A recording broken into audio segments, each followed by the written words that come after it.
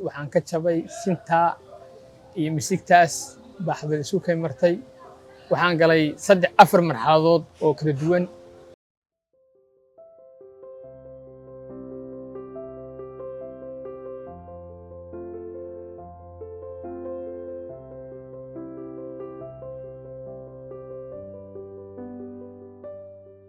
bismillaahi raxmaani raxiim. magacaygu waa cabdisalaam saacad baarax dhaawacmay haddana ku sugan hosbitaal Soomaali Suudaneys. waxaan ka jabay sintaa iyo misigtaas baaxbad isu kay martay waxaan galay 4 marxaladood oo kala duwan.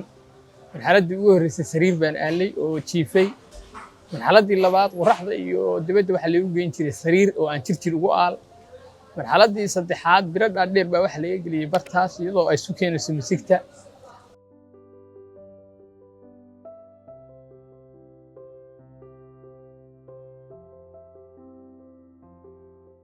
marxaladii afraadna waxaan maray wilter wax la yiraahdo baa dibadda lagu geyn jiray.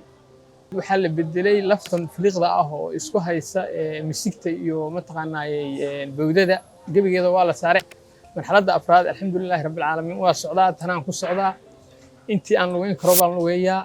jiifkii iyo mataqaanaayay xanuunadii faraha badnaa oo aan soo maray dee waa wax ilaahay loogu sabro. Soomaali Suudaneys wuxuu ii qabtay wax ilaahay loogu mahadnaqo. shaqada ugu qabtayna waxay ahayd shaqo adag oo aan cid kale qaban karin. Soomaali Suudaneys oo ku yaala xamar shaqooyinkii loo aadi jiray Hindiya iyo dhulkaas alxamdulilaahi rabbil caalamiin aniga wuu iga caawiyey oo wuu ii qabtay.